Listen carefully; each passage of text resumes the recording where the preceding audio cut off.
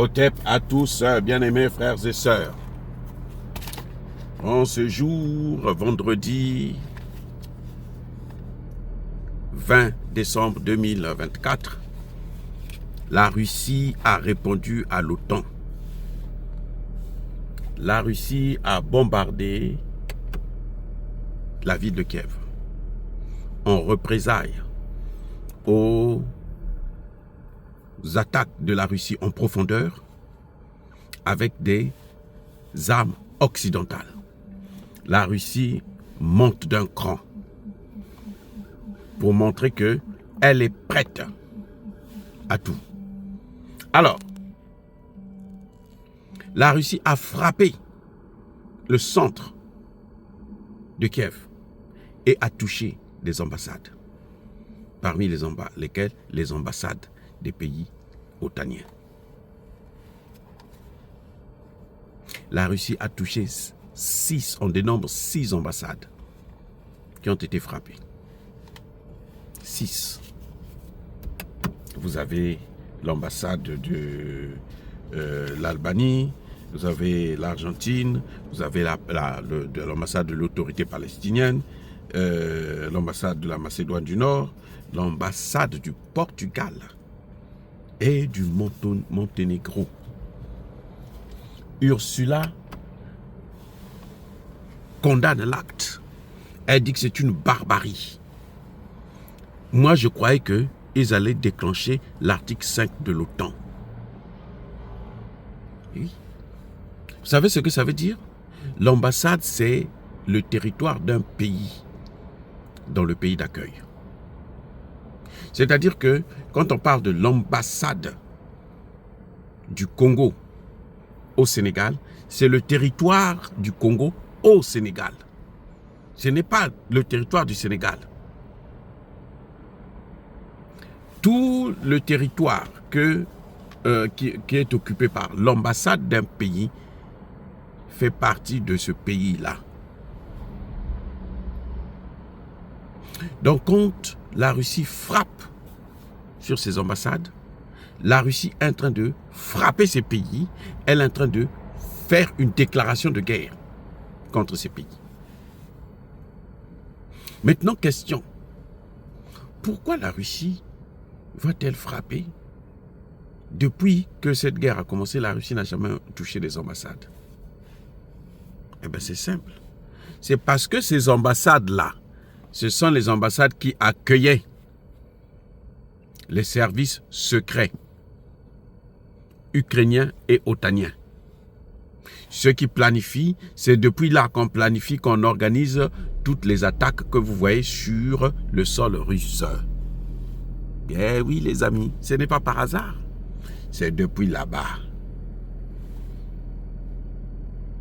La Russie a l'information. Les Russes, Poutine, c'est un homme très, très, très sérieux qui ne fera jamais quelque chose pour embraser le monde.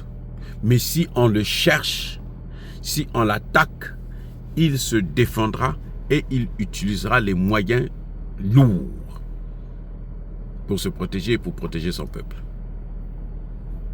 Voilà ce qui se passe. L'Ukraine, depuis un certain temps, sachant que la Russie frappe partout, qu'est-ce qu'elle fait? Elle installe maintenant ses bases et ses armes dans des locaux des ambassades. Vous avez entendu que la Russie a frappé un hôpital. La Russie a frappé une école. C'était parce que la Russie savait que cette école, cet hôpital abritait une base militaire. C'est-à-dire que les Ukrainiens, ce qu'ils faisaient, c'est qu'ils prennent les enfants ou les malades, c'est quand il s'agit d'un hôpital, ils prennent les malades, ils les déplacent et puis ils amènent des tanks, des ceci, des cela, et c'est depuis là maintenant qu'ils attaquent la Russie. Et quand la Russie a l'information, ils ont les GPS, ils ont des techniques, ils ont des satellites, ils ont des techniques de reconnaissance de l'origine même du tir. Et quand c'est comme ça, la Russie vient, elle détruit l'école, elle détruit l'hôpital. Et les Occidentaux qui n'attendent que ça vont sortir dans la rue pour dire non, sur leur chaîne de manipulation et de mensonges, voilà, nous avons, la Russie a frappé une ambassade, la Russie a détruit une école, la Russie a détruit un hôpital. Non, en fait, la Russie détruit des bases qui sont installées dans ces sites-là, ces écoles et ces hôpitaux. Maintenant, ce sont des ambassades. Comme les Russes avaient déjà su le problème des écoles et des hôpitaux, alors ils ont changé de tactique. Maintenant, ils vont dans les ambassades. Maintenant, on va voir. Maintenant, qu'est-ce que ça signifie aussi? Ça signifie que la Russie n'a plus peur des Occidentaux. S'ils veulent déclencher l'article 5 pour faire la guerre, la Russie est prête à faire cette guerre. Les amis, les Occidentaux sont en train de pousser la Russie à bout. En tout cas, Biden, quand il va quitter le pouvoir, il faut prier qu'avant qu'il ne quitte, que la guerre, que la région ne s'embrase complètement. Vous voyez ce qu'il a fait avec la Syrie? Biden, c'est un destructeur. Je dis bien destructeur des pays et des États. Mais cette fois-ci, le problème c'est qu'ils sont tombés sur un os. Parce que la Russie ne rigole pas et la Russie est prête à tout.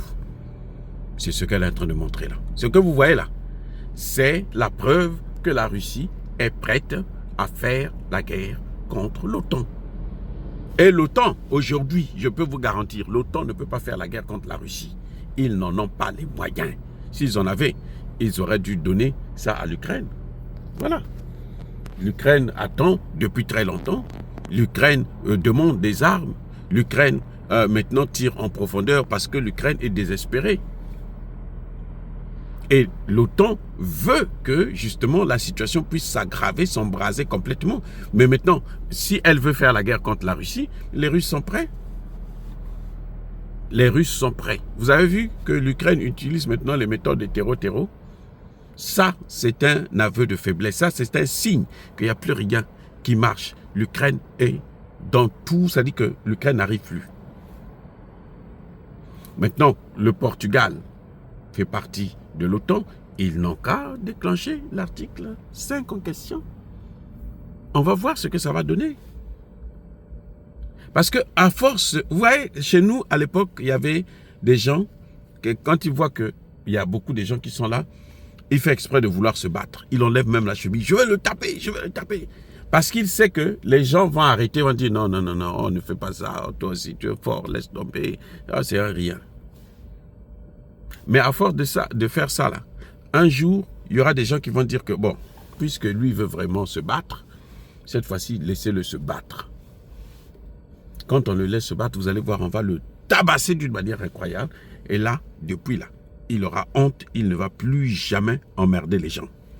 C'est ce que l'OTAN est en train de faire là. L'humiliation de l'OTAN, ils sont en train de se faire humilier là d'une manière incroyable. Nous savons tous que l'OTAN, s'ils avaient des armes pour donner à la Russie, ils auraient pu donner. Et plutôt à l'Ukraine, ils auraient pu lui donner ça. L'Ukraine demande des... Vous voyez que Zelensky, il ne travaille plus. Hein. Le travail de Zelensky, là, c'est aller commander des armes et l'argent. Ce que Zelensky fait aujourd'hui, commander armes et argent, c'est tout. On lui dit et on demande, arrête cette guerre-là, négocie avec Poutine avant que les choses ne soient avant qu'il ne soit trop tard. À cette allure-là, ça va être plus compliqué encore de négocier avec Poutine.